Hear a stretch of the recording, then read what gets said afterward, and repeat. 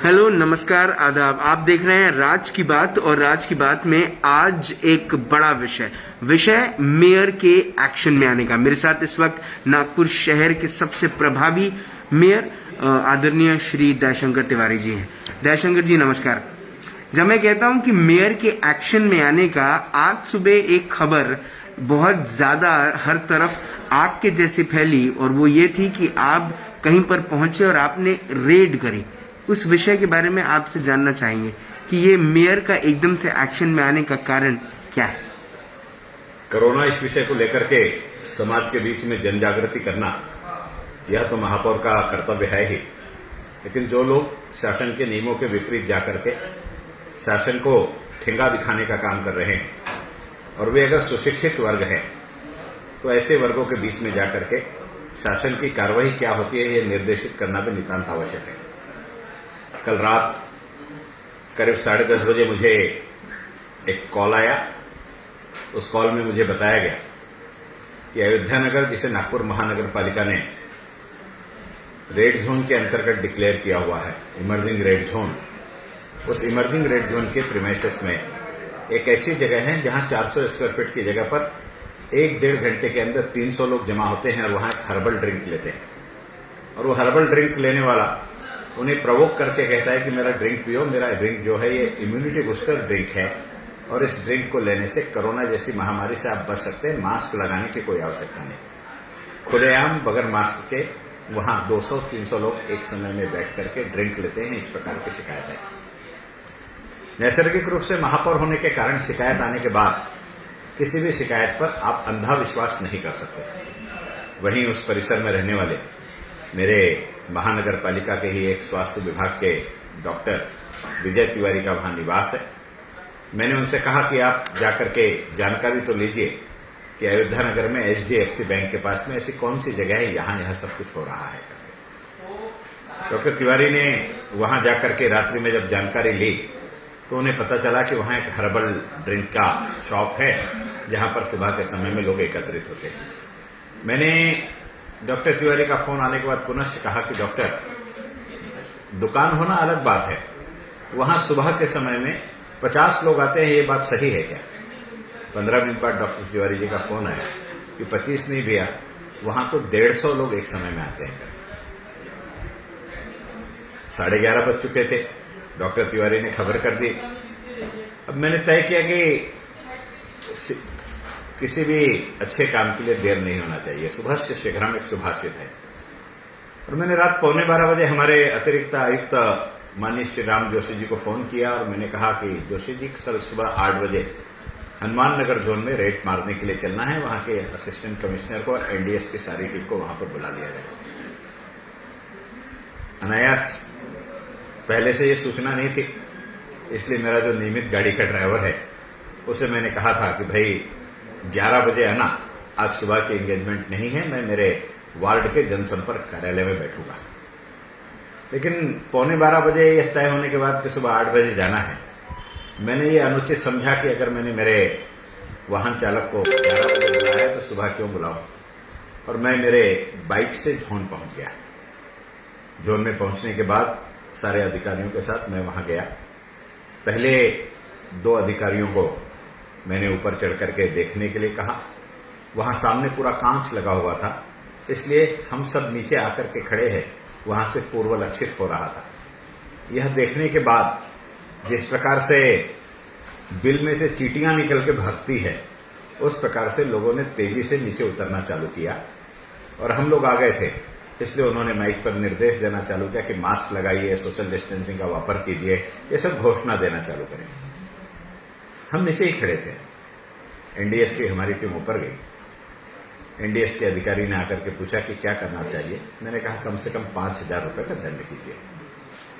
NDS के जो वरिष्ठ अधिकारी है वो ऊपर गए। ऊपर जाकर के नीचे आए और उन्होंने बताया कि सर, कम से कम 150 लोग एक कक्ष में बैठे हैं, जो कक्ष मुश्किल से 350-400 स्क्वायर फीट का है। यह सुनने के बाद मुझे लगा ये तो अटपटी बात है, इस पर दंड ज्यादा होना चाहिए। मैं स्वयं ऊपर गया। ऊपर जाकर के देखा तो हमारे अधिकारियों के आने के बावजूद उसका जो संचालक था उसके कानों पर जूं नहीं रेंगी थी। वो माइक लेकर के लोगों को सूचना दे ही रहा था। और लगातार पूरे ठचाठच लोग वहां बैठे हुए थे। मैंने वहां जाकर के उससे बात की, उससे मैंने पूछा कि शासन के नियम पता है या नहीं पता है करके। उसने स्वीकृत किया कि 6 फीट का डिफरेंस होना चाहिए। मैंने दूसरी बात यही कि आप यह जो ड्रिंक दे रहे हो उसके साथ आप यह बताते हो कि ये इम्यूनिटी बूस्टर है और इसके कारण आपको मास्क नहीं लगाए तो भी चलेगा, आपको कोरोना नहीं होगा। आप शासन के विपरीत, शासन के निर्देशों के विपरीत अगर जनता को मास्क न लगाने के लिए प्रवोक कर रहे हैं तो कितना बड़ा गुनाह है, आप इसकी जानकारी रखते हैं? मैंने स्पष्ट रूप से कहा कि आप तुरंत जितने लोग यहाँ बैठे हैं उन्हें तुरंत जिनके हाथ में ड्रिंक है ड्रिंक ले और यहां से नीचे निकल जाए। शासन को निर्देश दिए कि इसके ऊपर दंडात्मक कार्रवाई करें। 25,000 रुपए की कार्रवाई एनडीएस के माध्यम से वहां की गई। हमारे हनुमान नगर जोन की सहायक आयुक्त इन्होंने उस कार्रवाई के बाद उन्हें पत्र दिया। उस संस्था को हम सील भी कर सकते थे, लेकिन पहला मौका था, हम वहां गए थे, इसलिए महानगर पालिका ने आज उसको ताकीद दी है और उसे कहा है कि आपका यह जो व्यवसाय है ये नियमों के अंतर्गत करे। साथ ही साथ आपके कमरे की कैपेसिटी के हिसाब से 40 से ज्यादा लोग ना रहे, इस बात का आप ध्यान दें। और दोबारा अगर आपने इस प्रकार से शासन के नियमों का उल्लंघन किया तो आपके सेंटर को हम सील कर देंगे। इसी के साथ साथ हमने यह भी निर्देश दिए कि यह जो ड्रिंक पिला रहे हैं इसके कंटेंट के बारे में इसके सारे लिटरेचर लेने के बाद फूड एंड ड्रग डिपार्टमेंट से इसकी जानकारी ले कि यह प्रतिबंधित है या इसे पिलाया जा सकता है, क्या इसके कोई साइड इफेक्ट तो नहीं है। साथ ही साथ फूड एंड ड्रग से यह भी पूछे कि क्या किसी औषधि को खोल करके बेचने के अधिकार फूड एंड ड्रग डिपार्टमेंट ने किसी संस्था को दिए हैं क्या। कारण फूड एंड ड्रग डिपार्टमेंट अगर किसी भी प्रकार की वस्तु को बेचने का और उपयोग करने का उपयोग देता है तो सील बंद कर देता है। वहां खोल करके उसे जूस के रूप में लोगों के समक्ष दिया जा रहा था, ये नियमों के अंतर्गत है या नहीं, इस प्रकार की जानकारी भी फूड एंड ड्रग डिपार्टमेंट से लेने के निर्देश दिए हैं। अगर फूड एंड ड्रग के विपरीत वह कार्य चालू है तो उस डिपार्टमेंट से भी इसमें कार्रवाई करने का निर्देश हमने दिया है। वहां जो नागरिक उपस्थित थे जी, आश्चर्य इस बात का है कि 1 महीने के ड्रिंक के लिए 5,700 रुपए की फीस है। इसका मतलब है वहां सब पढ़े लिखे लोग थे जी, सब संभ्रांत लोग थे। मैं किसी का नाम नहीं लेना चाहूंगा, लेकिन 3 डॉक्टर थे जो एमडी है, वो भी उस भीड़ में बैठ करके इस ड्रिंक का उपयोग कर रहे थे। अगर एमडी डॉक्टर भी वहां बैठ करके उसके इस दकियानुसी विचारों का समर्थन करते हुए बगैर मास्क के बैठे तो समाज के सामने प्रश्न चिन्ह है कि समाज किसके तरफ देख करके आगे चले। वे समाज के वे सारे संभ्रांत लोग जो 5,700 रुपए खर्चा करके अपनी बड़ी बड़ी गाड़ियों में आकर के वहां कोल्ड ड्रिंक्स पी रहे थे। अरे भाइयों, ये शहर आपका है और कोरोना आपके कारण नहीं बढ़ना चाहिए, इस पर आप ध्यान रखें। अयोध्या नगर यह महानगर पालिका का इमर्जिंग हॉट जोन है और उस इमर्जिंग हॉट जोन में अगर 300 लोग आप 400 स्क्वायर फीट के कमरे में बैठेंगे तो ये आप इस शहर के साथ अन्याय कर रहे हैं। शहर में आप इस बीमारी को फैलाने के लिए एक स्प्रेडर के रूप में काम करेंगे, इसलिए आप कम से कम इन हरकतों को बंद करें। इस प्रकार के मैं आपके माध्यम से आह्वान भी करूंगा। ये थोड़ा सा अनएक्सपेक्टेड था। आप जिस किस्म से जब आपने मेयर का पद ग्रहण किया, अपेक्षा ये थी कि आप थोड़े से चिल्ड आउट रहेंगे, आप रेड्स नहीं मारेंगे, आप बड़ी कार्रवाई नहीं करेंगे, लेकिन आपने तो अपनी पहली बॉल पे ही सिक्सर मार दिया। देखिए, मैंने जैसे पद ग्रहण किया था उस दिन मैंने कहा था कि मेरे पिता ने मेरा नाम दयाशंकर रखा है। एज ए महापौर मेरी भूमिका दया की ही रहेगी, लेकिन मेरे नाम में शंकर नाम है और शंकर वक्त आने पर तांडव भी कर सकता है। इसलिए मैं स्पष्ट रूप से कहना चाहता हूं, अगर कोई समाज कंटक इस समाज में गलत भ्रांति फैला करके इस कोरोना जैसी महामारी को फैलाने में सहायक होगा तो उसके विरोध में मैं उग्र से उग्र कार्रवाई और उग्र से उग्र धारण करने के लिए किसी प्रकार का कोई संकोच नहीं करूंगा। जनता के कुछ और 2 इश्यूज थे जिसको लेके भी आपने एक एक्शन लिया है, उसके ऊपर मैं चाहूंगा कि आप इस पर इस माध्यम में जानकारी दें। एक है चिकन और मटन मार्केट को लेकर कि क्या उनकी दुकानें बंद रहेंगी, क्या उन्हें भी जो 2 दिन का बंद आ रहा है उसमें उनको फॉलो करना है? शासन के निर्देशों के अनुरूप जो अति आवश्यक वस्तु है उनकी दुकानें शुरू रहेगी। और अति आवश्यक वस्तु में सारे खाद्य पदार्थ आते हैं। मैं स्वयं शुद्ध शाकाहारी हूं, लेकिन मेरे जो मांसाहारी बंधु हैं वे चिकन खाते हैं, वे मटन खाते हैं, इसलिए खाद्य पदार्थों की श्रेणी के अंतर्गत वह भी आता है, इसलिए वह भी शुरू रहेगी। इस प्रकार के शासन के स्पष्ट निर्देश है। दूसरा ये कि जितने भी लॉन और जितने भी हॉल हैं, मैरिज हॉल्स, जहां पर 2 दिन की विवाह के जिनके बुकिंग्स थी ऑलरेडी, उन्होंने वहां पे बुकिंग के लिए पैसे दे दिए थे, अब उनको वापस पैसे मिलने में बड़ी दिक्कत जा रही है। कोई ऐसे निर्देश उन हॉल मालिकों के लिए या लॉन मालिकों के लिए? राज भाई, ये 2 दिन की बात नहीं है। यह तो माननीय पालक मंत्री ने जो घोषणा की, इसमें 25 तारीख से 7 तारीख तक जितनी शादियां हैं, यानी इस पूरे कार्यकाल में 25 से 7 तक जितनी शादियां किसी मंगल कार्यालय में, लॉन में, किसी सभागृह में, किसी रेस्टोरेंट में हैं, ये सारी की सारी शादियां रद्द करके ये सारे समारोह घर में करने के निर्देश माननीय पालक मंत्री जी के प्रेस के माध्यम से शासन के निर्देश के रूप में सामने आए हैं जी।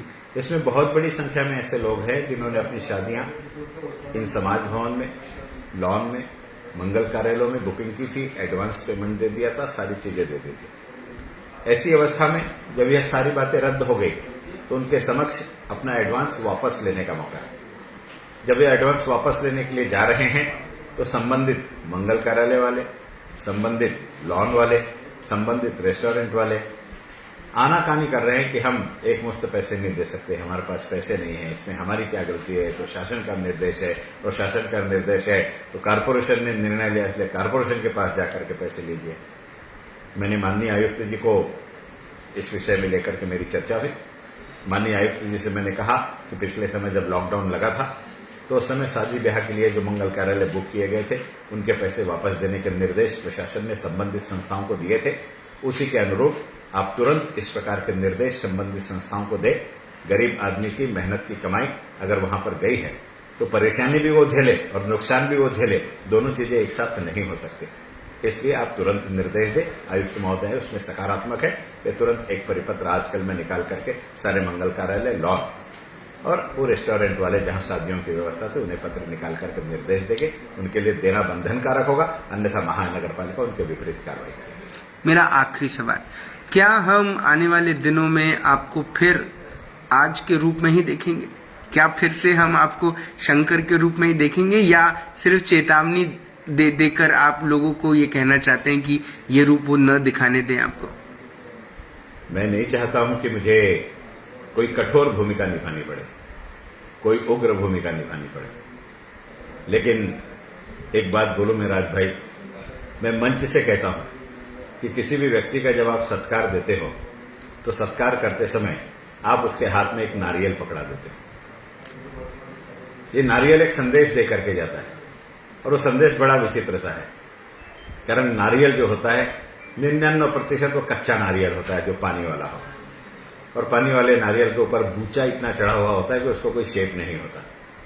लेकिन उस बूचे को जब छीला जाए तो उस नारियल पर बने हुए 3 छेद दिखाई देते हैं। अर्थात वहां तक पहुंचने के लिए आपको मेहनत करने की नितांत आवश्यकता है, और ये 3 छेद के बाद आपको दिखाई देता है एक कठोर आवरण, और उस कठोर आवरण के बाद दिखाई देता है नारियल के अंदर का वह मिठास, वह मीठापन। और यह नारियल तो वो नारियल है जो खारे समुद्र के दाह पैदा होकर के आपके समाज को मीठा पानी देता है। तो हम जिस जीवन में काम कर रहे हैं तो हमारा तो काम ही ऐसा है कि समाज से आपको क्या मिल रहा है उसकी तरफ ध्यान मत दो, समाज के बीच आपको मिठास बांटनी है। इस मिठास बांटने के लिए आपको जो ओबड़ धोबड़ व्यवस्था मिली है उसे कार्विंग करके एक अच्छे स्वरूप में लाने की जिम्मेदारी भी आपकी है। ये कार्विंग करते समय आपको नारियल के ऊपर के कवर जैसे कठोर निर्णय लेना ये आपकी मजबूरी हो सकती है, लेकिन निर्णय लेने के बाद नागरिकों के बीच में जो व्यवहार जाए वो नारियल की अंदर की गिरी की जैसा मिठास भरा हुआ सुकोमल होना चाहिए। मैं अगर उग्रता से भी निर्णय लूंगा तो नागरिकों के जीवन में मिठास भरने वाला ही निर्णय लूंगा। मेरी उग्रता के कारण नागरिकों के जीवन की मिठास कतई समाप्त नहीं होगी, ऐसा मैं विश्वास दिलाता हूं। क्या 7 तारीख के बाद भी लॉकडाउन होगा? हम तो कोशिश कर रहे हैं महानगर पालिका के माध्यम से। आज ही मैंने सभी जोन के हमारे नगर सेवकों के साथ साथ हमारे सभापति की, सहायक आयुक्तों की, कोरोना की हमारी जो टीम काम कर रही है सभी की बैठक ली। महानगर पालिका के जनप्रतिनिधि और प्रशासन मिलकर कितने अच्छे से काम कर सकते हैं, इस प्रकार के निर्देश दिए। सारी जानकारी ली, उनकी अड़चनों को समझा, इन अड़चनों से आगे बढ़कर के कैसे काम करना चाहिए, इस प्रकार की सूचना दी। स्पष्ट निर्देश दिया कि जिन बाजारों में बड़े प्रमाण में गर्दी रहती है वहां जाकर के महानगर पालिका के सभापति अधिकारियों के साथ मिलकर के जनता के बीच में जाए। कल महानगर पालिका के सभी जोन के सभापति अपने असिस्टेंट कमिश्नर के साथ जनता के बीच में जाकर के आह्वान करेंगे कि आप लॉकडाउन के पहले कम से कम शासन के जो नियमावली है, मास्क लगा करके घूमना, सोशल डिस्टेंसिंग का पालन करना, भीड़ नहीं करना, इन सारी चीजों का पालन करेंगे। साथ ही साथ दोनों काम करेंगे।